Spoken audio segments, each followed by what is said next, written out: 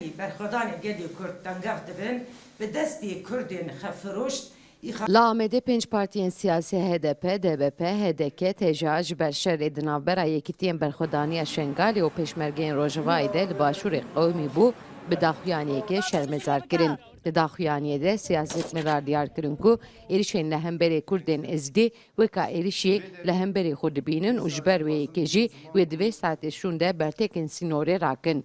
Bang li Berzanî û Partiya KDP kirin ku neyên lîstikên Tirkiye bila li cem gelê Kurd bi cih bigirin û derkevin zanyarî bidin raya giştî. Zanî re dibêjin ku demildest dawî li êrişan bînin û êrişkerê xwe ji wê heremê Kurdên Êzidî derbixin.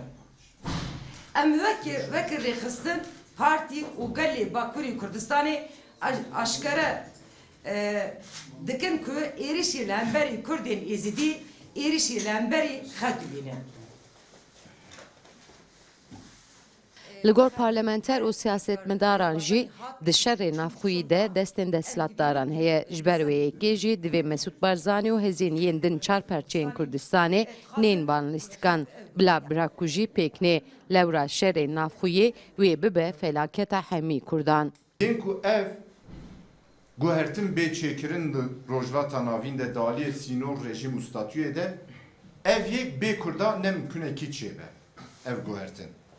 Temamê cîhanê viyan qebûl kiriye hewcetiyê ku temamê hêzên cîhanê ji hêzê Kurda haydar e hewcetiyê ku Kurd jî ji xwe haydar be û ne hewceyê ku ji derva êrîş re müsaade bike û yekîtiya xwe hewcetiyê ku hêzê de tir bike îro armanc hêzê de tir hevdûketin nîne armanc bestenî yekîtiya neteva gelê Kurd e. Türkiye ne Ankara'ya ne azme Brez Barzanî ne lîstikên Türkiye ku dixwaze birakujî nav Kurda de dest pê bike. Belê ana şerê ku Şengalê dest pê dike ez bawerim fermandar bi hev re rûniştine wê demek nêz de encamik ji vîya bigire em wek Partiya Heremên Demokratîk li Bakurê Kurdistan her tim dibêjin. Pirsgirêkê Kurd û Kurdistanê di rojhilata navîn de heye di çar perçeyê Kurdistanê de pirsgirêk hene lê çareserkirina va pirsgirêka Kongreyên Neteweyî. Brez Barzanî tîp bêjin rêveberî Tirkiye re hikûmeta Tirkiye re hevdîtinê dike.